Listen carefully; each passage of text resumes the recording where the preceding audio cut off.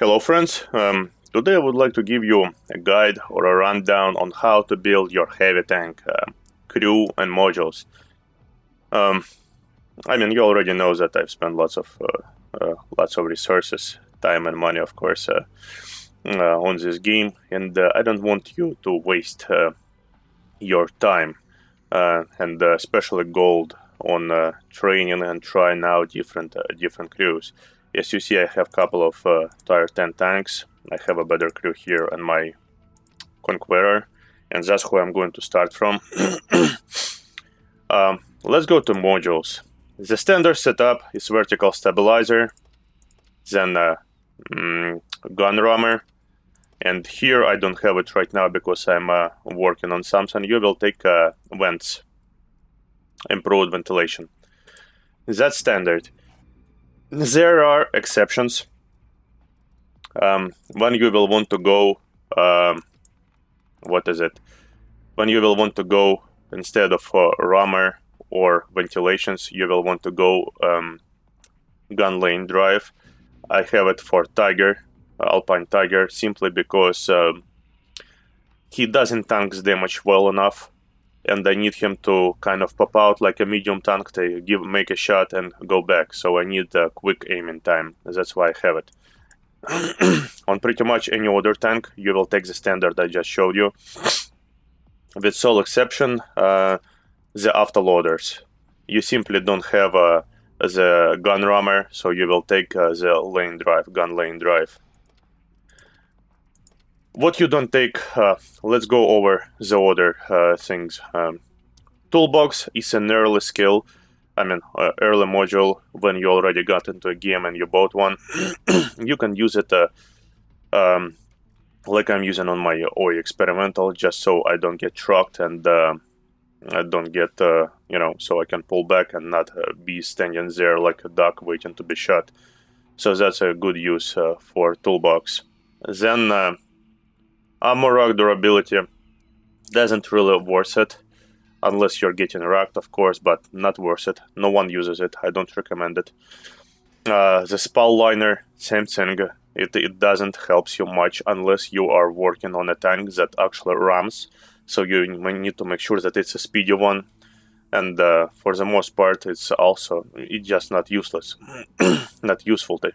I'm trying to say. Torsion bars. You use it to level your tank when you want to get your gun first on your heavy tanks, and you need torsion bars. That way you can get that gun and equip it instantly without researching trucks, which saves you lots of time and chores. As we know, heavy tanks rely heavily on their guns, and you need your top gun as fast as possible.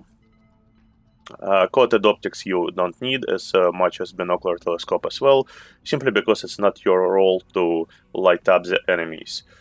For camouflage net you also don't need it, simply because you are not going to be standing still to make use of it. You are not a sniper as well. Most of the tanks have a bad dispersion, like bad dispersion is anything over 0.35, so you will not be in need of it. So once again, you take vents, you take rammer, and vertical stabilizer. Let's get down to the crew. You will want to train first skill. I will go one skill for each skill for commander, for every guy, right? But I will start one individual, not just going by like which skill for one for everyone and then so on. So for commander, first skill that you want to take is repairs. I already have it here, repairs. I will keep it down to 4 because first 4 are easy to level and they are the most important. So repairs you take first. Then I would prefer to give range. I would suggest you take range, which is recon. I already have it here. He has recon. Then you take brothers in arms. And only then I would suggest you take firefighting. That way you can get rid of your fire extinguisher and take gasoline or food, which will give you a much better advantage. Those are the 4 I suggest. Let's get over the concealment. you will not be using it. You're in heavy tank, your concealment is bad, and no matter how much you try to pop it up, you're just not going to make use of it. Your standard concealment is just bad, and it gives you a percentage of your thing. So your base is low, your percentage that it will add will be bad. Mentor gives you like 5% to experience gain to all your crews. It's not worth it, trust me. After you get 4, if you take mentor first and go all the way to 4th skill, you barely will see the difference. Maybe like 10% at most by the end. Jack of all trades, it's a worthy one, but there's just something more important. Maybe as a 5th crew skill, I suggest to take it. Eagle Eye, you don't need, because, you know, everything is quite simple here. You already will see how and feel how modules work. If you want to take it, you can again take it as 5th or 6th skill. Sixth Sense, despite everyone saying take Sixth Sense, it's a must for every tank. I disagree that for heavy tanks, Sixth Sense is useful. It's not. And the reason is that you have bad concealment. You're not going to play off your bushes. You're not going to be sniping. You're going to go head to head. People will see you. They will see you regardless. So there's no reason to take the sense of a Sixth Sense to actually take a spot of more important crew skills, because you're not going to be making use of it. The only use you can do it, make use of it on only time, is when you, in the beginning of the match, let's say you're on a Lakeshire or something, when you go around and you get spotted by a light tank and artillery starts to shoot at you, right? So when you get spotted, you kind of try to go behind the hill or something. That's the only time you're going to be making use. Those that say you have to take out this one and like Sixth Sense, they pretty much tell you, yo, dude, you have to play like a medium or like a light tank. But that's not your role. So no, I don't suggest to take it as a first one. Going to the Gunner. First skill, we are taking Snapshot. You want to make sure that your aiming circle is smaller from the very beginning. You need to make sure that you land those shots and you are precise, especially that on most heavy tanks you will need to fully aim in order to make those shots. There are very few exceptions, Conqueror is one of them. Then you take Repairs as a second skill. Then you take Brothers in Arms, and then you take Firefighting, for the same reasons I explained for Commander. Out of all this, concealment you don't take, obviously. Armorer you don't need, it's quite useless. Designated target is also quite useless. You don't take those, you keep it all the way to the very end. On your 5th skill, you might want to take Deadeye, but it gives only mere 3% to actually make sure that you harm the enemy module or crew. With that, it has to be like 5th. It's not as useful or as important as the other 4 skills that I've told you about. Going to Driver. First skill, always. Regardless of tank, first skill off-road driving. It enhances your movement speed. It enhances your... basically what it does, it improves your hidden statistics, which is a resistance to the grounds. This makes sure that you turn faster. It makes sure that you accelerate faster. It gives you the most advantage. That's what you want on every tank. Every tank. Then you go Repairs.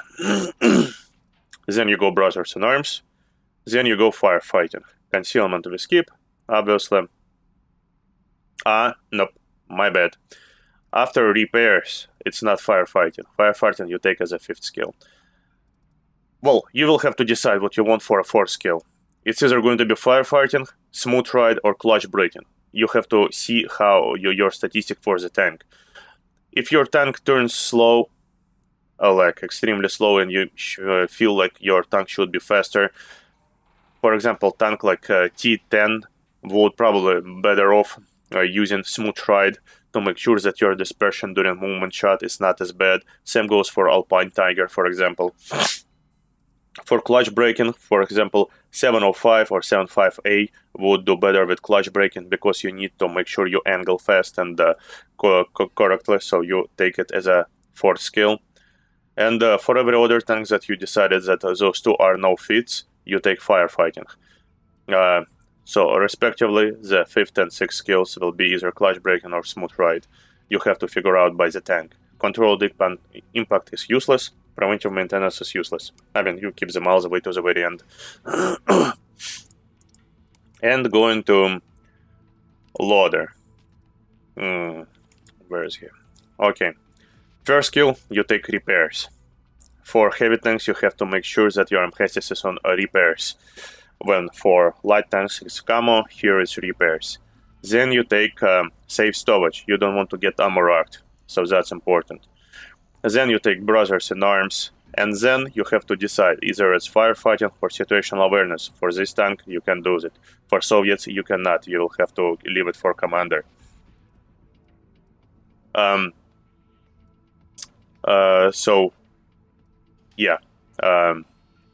Concealment you don't take, you keep it to the very end. Signal boosting, call for vengeance are also bad, and relaying, they are not important. Intuition and adrenaline rush are also, you keep them all the way to the end. You will have to figure it out, but the first 4 are the most important that I've listed. There are not so many people that got over to 5th or 6th that play casually, and my guide is for casual players who don't want to dump a shit ton of money, waste them on this game. Radio operator, I will cover it right now and right here. Only thing, if your tank has a radio operator, only thing that you take is situational awareness, and of course you go brothers in arms as a 3rd crew skill, and repairs as a 2nd one then, or a 1st one. Of course, you will see. I would suggest as a 1st one. So for radio operator, situational awareness or repairs first, then the 2nd one, and the brothers in arms as 3rd. Brothers in arms have to be 3rd because that's still a skill that is fast enough to level.